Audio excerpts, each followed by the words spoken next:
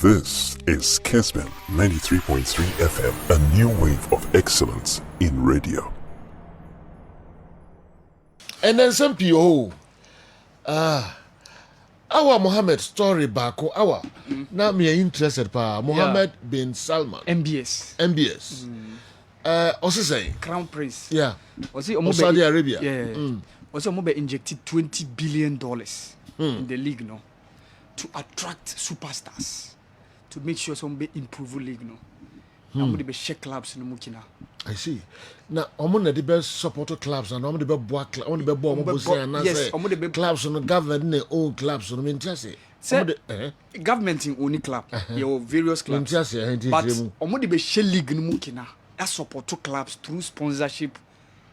Okay. Said they be clubs no be nyeska. Etimia purchase all these superstars. Oh, okay. They be a Ghana ha, nanka Ghana buying. Now kukusi kaka. At the Ama Premier Division clubs, no. Say, among Fanko, we are self and I be on Boko be on Benya superstars. Ama Ghana Premier League, you know, a pigano, and the Saudi League in Ashas, you know, Saudi government. Ashas, so Husika, the Akofa Karim Benzema, Al Ittihad. And Santo, Spiritu, Nuno Santos, Espirito Santo, yeah. Yeah. Former Wolves and Tottenham coach. Yes. Rudiger say coach is NCB, I know coach in the Liga.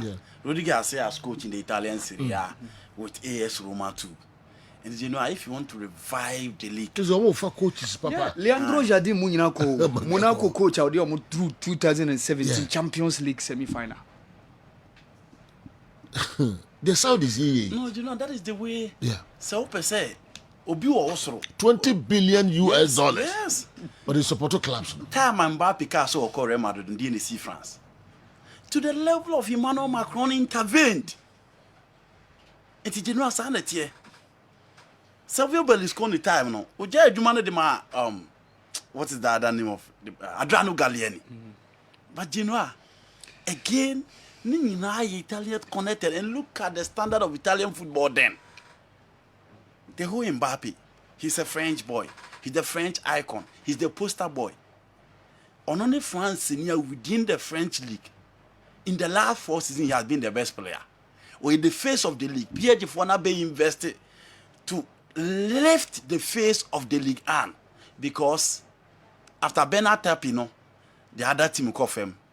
Jean-Michel Ola, when you into the team now a talent factory, I want to compete at top level view. Into Lucas Paqueta no akucha, when Bruno Gomes no akucha. Into yourself no, or try so beating you stay at the very top. But come teaching no, the mom. And this is a league after Marseille in 1993. They are yet to have a team or be in the Champions League. Pierre Gifona na I stay top until the last 2 seasons. Some of them at the round of 16.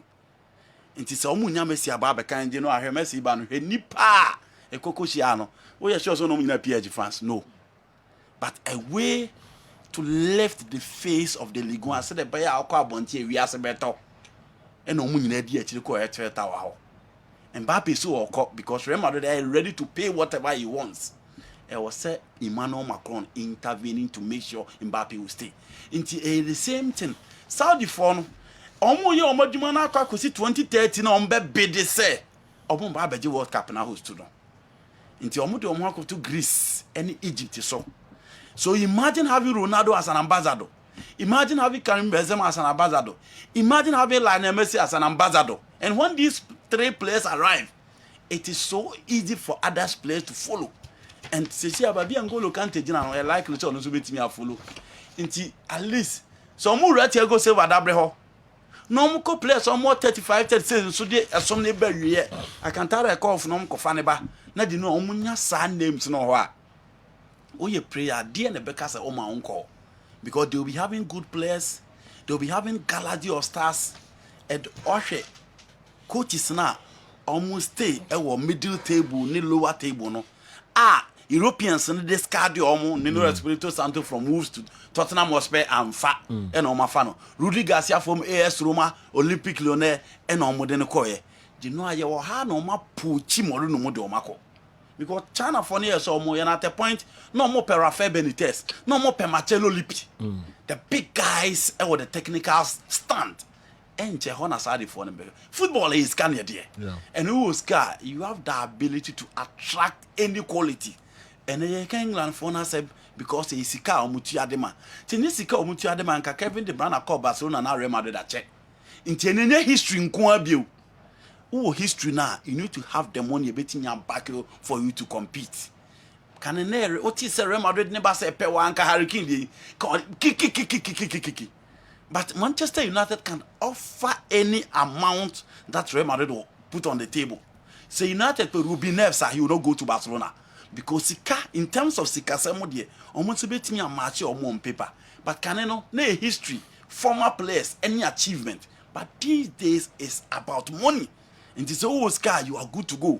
In Tina PSG from nowhere, Beba, they will have Neymar, they will be having Messi, they will be having Kylian Mbappe, Zlatan, Cavani, Thiago Silva, Marco Verratti, and the lives. Enye, to say MLS na, omuntimi attracti nkwadana, yehu se ombeye superstars kwan biaso. MLS ntimi attracti stars nti say friends Vinicius Junior no untimi inform ko MLS o. Okay, this omo do baby a omba be wi omo career no. Omo na betuma ko MLS. Enkoye sa ewo Saudi Arabia. Superstars, so-called superstars omo pom no. Enye Benzema no ma wa club ako 14 years. Oni bibia di chirebium nti okwa ko physical akra. Omo betuma attract Vinicius Junior Vini no. No way. You know, two things.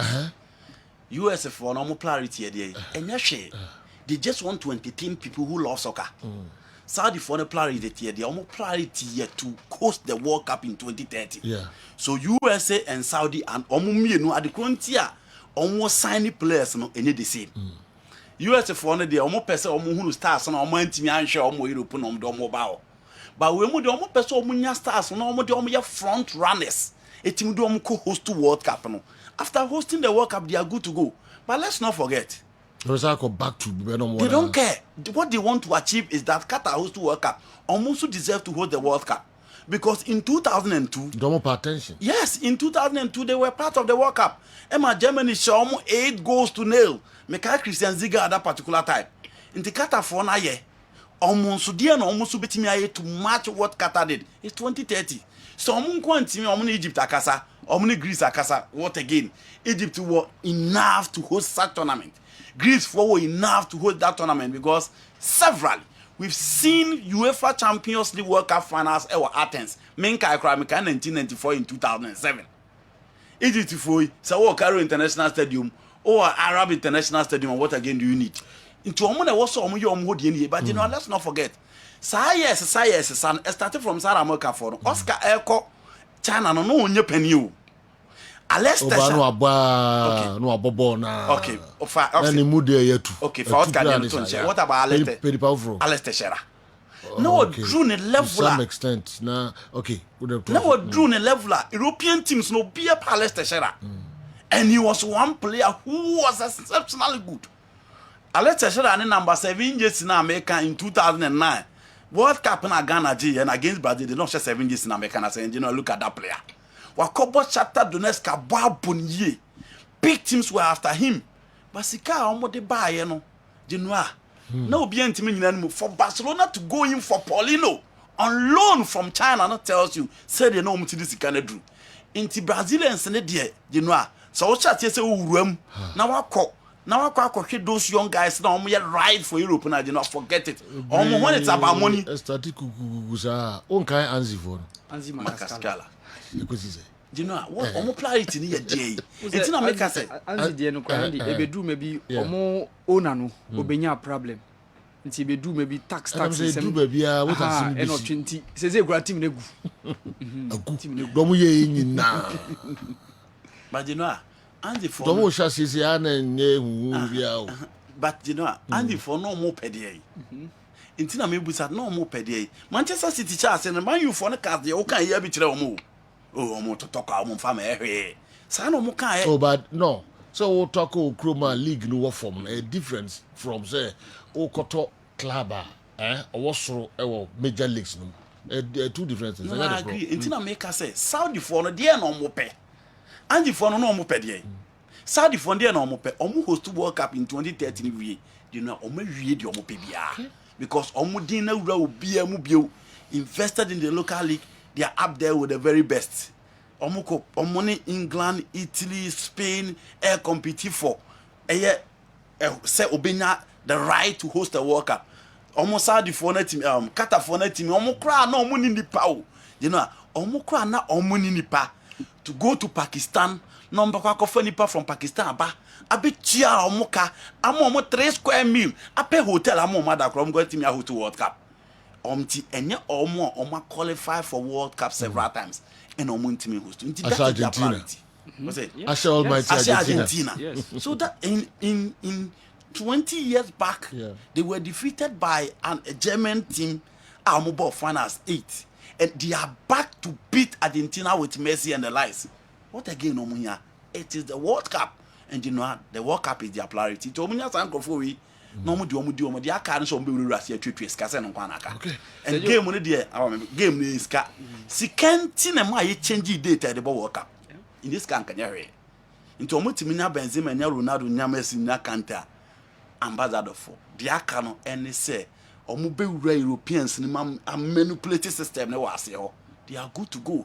England for any trouble, Qatar for an Amkudu after World Cup. What's on Makasabu? Amunkasabu, you know, sanity. Sergio, maybe who say after 2020 granted, say Motimania more wish no, Etimia who still World Cup. Say I didn't bet me continue, Nina be depending on the governmental will. Said the Mohammed bin Salman or Pesoyi. After World Cup, no, say our will so better to us, say Joe, they can continue. In March this year, 12th March, me kind of report in a Reuters in the Dubai. Aramco Wealth, the giant oil company in Saudi Arabia, the most valuable company in the whole world, say Joe. The under public investment fund in Saudi Arabia, Mohammed bin Salman ehedi. So you will declare a profit from the proceeds of the oil amunya $1.6 billion. $161 billion. So you last year 2022 oil amuaton the profit amunya March 2022 ya March 2023 yana report on buy says you amunya $161 billion from the oil proceeds now amuaton. And say you need share under the public investment funder. Omudi ye we nyina omudi atoto edin beton Newcastle near the scene. So some person will continue ni nyina the whale. Because sikane de e wo ho. Cash no day. Maminko hurricane de no so. As a stars no be advice no so on Madrid. On Madrid including Sergio Ramos. Enim so ne Madrid there enka omoto kwanta apae na dwen ni hobium or advice player bia obenya Madrid kwan chance no so onko ball Real Madrid e ho na be yama no you know it is not easy to play for Madrid and we are one there are a lot of things di Madrid the chia so you play na okoba obetimi anya one to play at the iconic Santiago Bernabeu, a different story altogether. To work with Fiorentino Perez is a different story altogether. This is a club who can buy it. Me assure say, oh you don't hook a crab be a Ballon d'Or on Sabeka, and look at Modric Amre and an Insakai. There were times clearly, who's an Ronaldo deserve, but an Insakai. Every player dreamed of playing for Team FN and Real Madrid. It is the standard. It is the apex of club football. How many English players na etimi akwakusi akan ho? How many English players na Madrid that bomb so omo pe omo? Me sure say ne. Say ye shia aye Daniel De Rossi and Francesco Totti and aye busa omo say Totti severally rejected Real Madrid or you okay now best sana no. Enti Genoa Real Madrid dey as a player, a honor will be a dream so beko. So person who relevance in the world game. So person will achieve Champions League now open, trophies now open.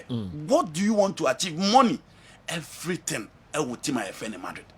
And it is not easy to play for Madrid. Say team Real Madrid beba say omo pel. And then I can wa Steve McManaman, Jonathan Woodgate, David Robert Joseph Beckham, Michael Owen. We mun a couple Real Madrid. Nipa ba ko pe na ye successful. That is Steve McManaman. Into the Champions League minu na de ma omo. De no McManaman na did this di we ho sa de ba bi sine. Into Madrid there it is the standard. Okay. Into una obi to say Ramos. Ono we kwen of us free hono de no na o kan ho bi o mu se Fiorentino Perez at a point anya fair to him. Yeah. But that is Madrid. So omo person omo open a new chapter. They don't care about you being Di Stefano, Puskás, Zidane, Ronaldo and the likes. Into Madrid is the standard and Hurricane Gabe no wa bogu because ntimi achieve we. But all Madrid you know the ball now ball wa hana so ultimate boss he will be contesting for the Ballon d'Or in Madrid. Okay. And again, Obenya trophies aje. To be working with Carlo Ancelotti alone is just good enough. And you know, Obesa ba be behind Rodrigo and then Vinicius Junior. Imagine having these two players behind him. There wouldn't be so much pressure. Okay. They can and the confidence level. So the confidence not the ball no obetimi about Yama. He is fully fit for that particular profiler. Carlo Ancelotti epe. Until we say England fully now say come Madrid, you know, to be at that level and every player dream to be up there. Until now, so we need to put you so Darren Bent. Yeah. Or say you can't turn down Real Madrid. Until uncle replace Caribbean. Yes. Real Madrid, you know, so we history. France, Spanish, Argentine, Brazilians. 4. Umwa no nya German bako. Umwa no nya England bako. Umwa no nya Italian bako.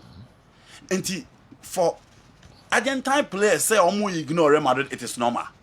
For Brazilian to ignore Real Madrid, it is normal. But England they akonya be na wo. I do not be Real Madrid. Most of the English players dreamed of playing for Liverpool and Manchester United.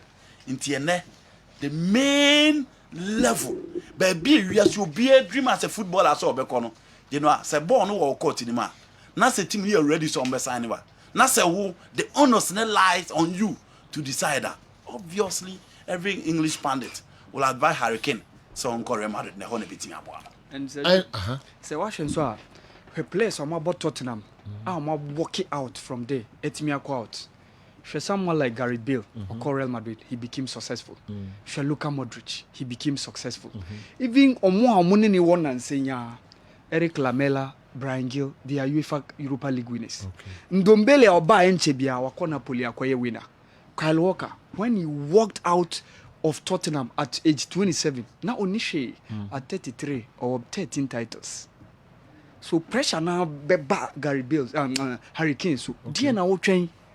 What will have for several years? Yes, why are the record holder when it comes to all-time top scorer for Tottenham? Dear now train be for a team since 2008. Only Bibia to show. Since 2008, one day Ramos winning League Cup, mom. They have nothing to show again. So when a golden opportunity, okay, you can't afford to. Why miss. not the other clubs? Barcelona. No, you know. Barcelona.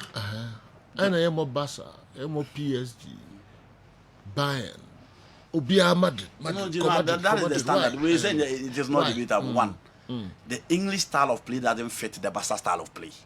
And we are back. Acquire England for first ball as players, no, it doesn't fit the Barca style of play. So we say when I say Gary Neville Kakoy or Koji Guki was Spain, good, but check the English players on my ball Barcelona as compared to players who are playing for Madrid. See, I know one. Okay. 2, Barcelona ain't here Hurricane because they have Robert Lewandowski. Okay. 3, Barcelona will not be ready to pay the amount of money. Real Madrid they better a Hurricane because here other areas believe we said they can pay. They can have players who are relatively cheaper. Into in other words, they don't need a number 9. Into no name of Barcelona phone Catanazo Binko Case because you know Lewandowski war Real Madrid Obianco Casa Hurricane call. Benzema so star Obianco Casa Hurricane call. Okay. Into Real Madrid clearly is missing such personality up front. And players now are consistent in the European game. One of them, a Hurricane. Inti eno na amu bi e kasa onko Real Madrid. PSG, they have Kylian Mbappe as number 9. They don't need Harry Kane. Unless they are telling us, Mbappe will open on the right or on the left for Neymar to leave, and or playing Neymar as number 10, Mbappe on the left and Harry Kane at the top. It's a sad idea, but you know, the standard is Real Madrid. Barcelona in Harry Kane is here because they have Robert Lewandowski. And nothing will be Uncle Kase. And Barcelona out. See, you know, or more Harry Kane. Yeah, to say Carlo Ancelotti is a fan of Harry Kane and he fit into the profile now open. And clearly, and now move be a case Harry Kane, Uncle Real Madrid, Uncle Real Madrid, Uncle Real Madrid. Okay. All right. Yentraso na menim so you interested Oliver Holt ni combine 11 na. Na nsema ode to aso na ase ha adwen kakra. Wa wo ka fefa players bia be hihye mu no. Ase we did you attempt free. If you are laughing at the idea that United 1999 treble winners are equal to this City team, you are a fool.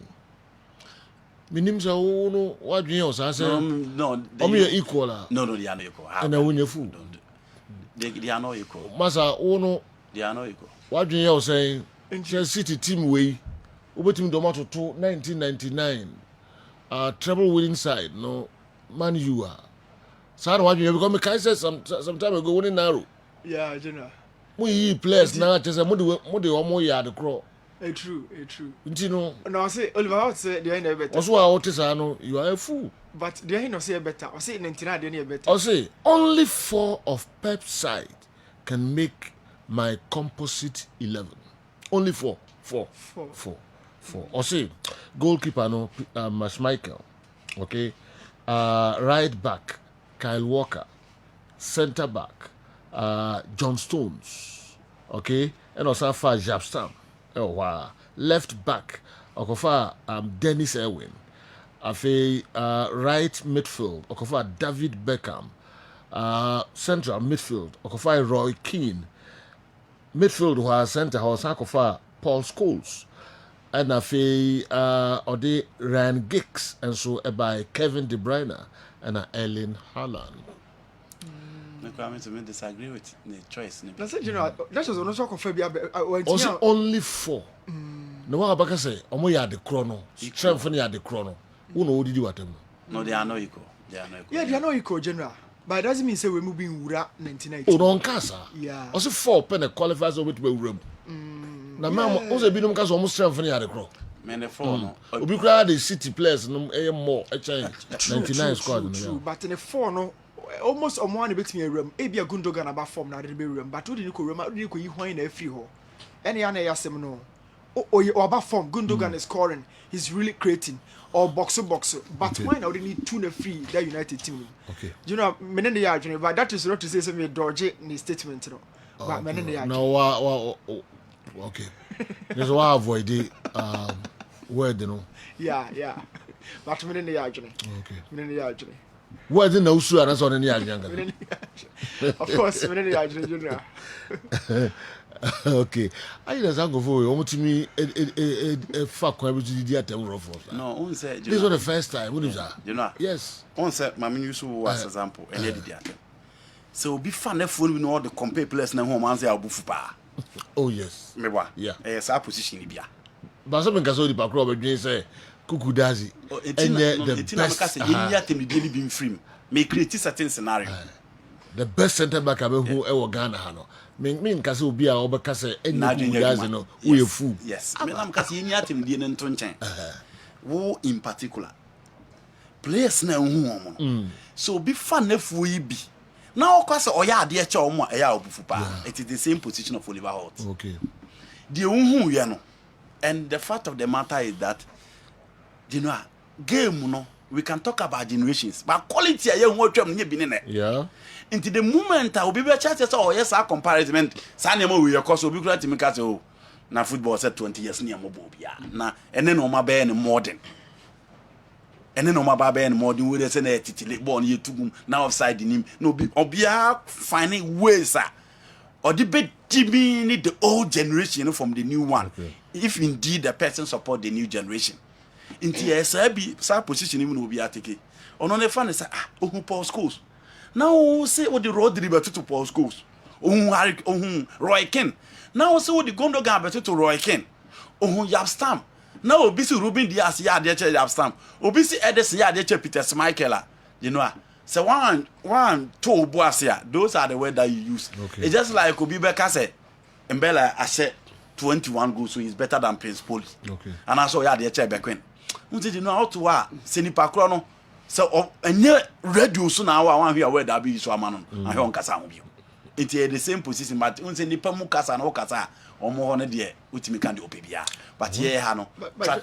Sorry, Andy, sorry. Traditionally, kasa no also ma ho tie. Nti untimi kasa obi no na adwin ti na adwin adwuma no. Okay. But you know, technology abe hadwene and say yo. Technology abe hadwene abeboa. Yeah, this is say kind of EPTS, external performance tracking systems. Okay. Players na sha beboa. Ya na ade bi show machi. Na coaches na watch ebo mo. Everybody yeah. Players no monitor mo bio system. Player bi won mo twa ntro coach me pride game we dey meet me ginam coach Jimmy D. Game we dey Jimmy D mam confidence ah odi ni gina game no on ma the kind of performance I will pay. Two, ebi mo so the injury kura no bi esie a mo kan kyerɛw. So you see the kind of EPT as a setup performance tracking systems na. Coach bi agina nkyɛn na babe no show memory no ehye watch no and ebi hye babe no. It all running averagely every professional player has to cover 10 to 11 kilometers. So on yarea it went me and cover by 6 kilometers right after training. Coach meet me and Fraka say madam for cover 6 kilometers. Now 4 now can why na cover so ma. Okay. It means say how dey say kind of kure. Fidie na you to adi. Na mom on the other hand improve your performances, boost your energy and improve every day your work rate ya dey work park so. But general, do you think say na ya ka say and Maradona dey in sachets go na kenchi no? She said the technology see feature goes. Yet go back Adimolali Kuma na penalty Dennis Odo ye nui 3 minutes 40 seconds na ke atwa against Nigeria. But technology stop game no my feature no e say you buy. And no Manchester United ni City game. Had it not been technology like a Bruno onya that penalty no bon share. So general goals no na Pele mo share game no na Kuku das mo bono. We admit and agree say omo talent no na e wo soro pa. But general and year I am so sure say ka technology no ebetiti goals no bebre dey free mo. Most of the fouls come from Hundi. And so on perform to the extreme level offside general apart from referee now so any about 8 and our VAR room almost check.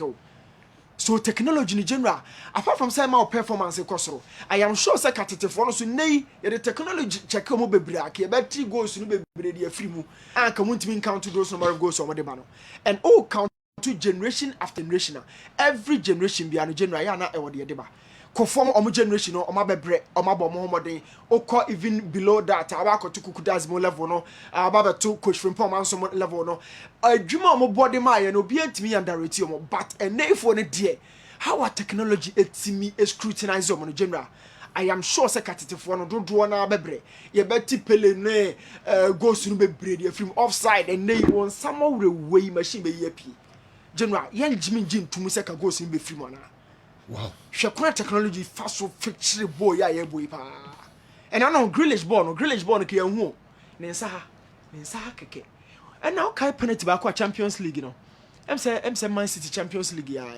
E ka referee je to we okoba no best san adwene. Had it not been that and ka twam kura koda na ada no. Okay. So technology no general and nefo no so performance no yen hwe stop you but yet they keep continue to give their best. And I am sure say katetefo no a omo records no be brave be slashing off. Yentoa so na me busa ba ko pe na fe binim so wo de ba ko na me ni be kan wa na fe yatia ba Africa haso kakra na ya betoa so e de abamo Kessben 93.3 Kessben 92.9 DSTV channel 364 Go TV channel 121. Rafael Leao last week and or extending the contract 7 million Yeah. a season. Na osina onimse ombe pam Palmaldinia and can extend the contract. And you know Theo Hernandez and the other players. What's so special about Palmaldini? You know, Paulo Maldini is as a player in the you know now we Paulo Maldini or the Pele of defenders. I mean who team say be a sake coach.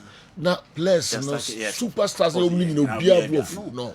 You know, yeah, Bakubi and Nambi, yeah. you know, the only thing I miss from the boardroom, World Cup 1994, no man, he can compete with Daniel Passarella. He will compete with Franz Beckenbauer, the Kaiser. He will compete with Bellerin. Defend the beer about football, mu beer by beer who did Paloma, who didn't be in a beer, no the Paloma didn't be now. The only thing is that in 1994, Roberto Baggio said penalty, so the Arrigo Sacchi's team went to me and won the World Cup. Okay. And ne papa be coach in 1994, 1998, went to me and won the World Cup. No. And for me, the best Italian team in the last 30 years, the 2002, it ended in embarrassment. But you know, players na team be no musi makan. AC Milan. So what can AC Milan? You bet me abubo din abubo but e be wie Paolo Maldini abubo ano. You bet me aka Mario Tassotti, Ruud Gullit, you bet me aka Van Basten, you bebo babubo from Nole Rico set na ba bi sinne. Champions League na imagine so no nko ajimunum. And you know this is the personality that we're talking about. Only anything Milan is standing for. Gary Cadena no mo beto team no beto no ho. Ricky Marcel no the edman no beto no ho. Be beer what you see Premier Sports Stadium ho bia Paolo Maldini nim. Kone beer wo ho bia onim. E kwaya supporters the first support to bia onim. He knows everything within the club of Milan. And he stands for the club Milan. Until Raffaello in the last 2 years, he was the best player in the Italian Serie A last season. Oh, I see Chelsea pen. Oh, I see PSG pen. Oh, I see Barcelona pen. But you know, Paolo Maldini convinced this boy to stay. And you're not convincing, no? The personality of Paolo Maldini was Stefano Pioli nibi. There is nobody within Milan. Sir Papa we the Owono to convince players to stay. No B.O.B. He has the pulling power for players to stay in Milan because he defines Milan and he's the epitome of the Milan team. Until after what convince Raffaello, and let's not forget, team no, the direction I was a team ne kono, or ne papa a friend Ricky Massara, omu and a dano.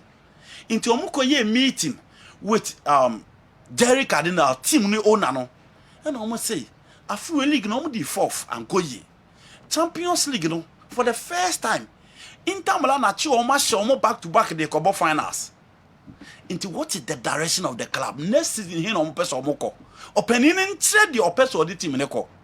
Omo check in some opening ne kana name wa. And omo ni penny this is so we can.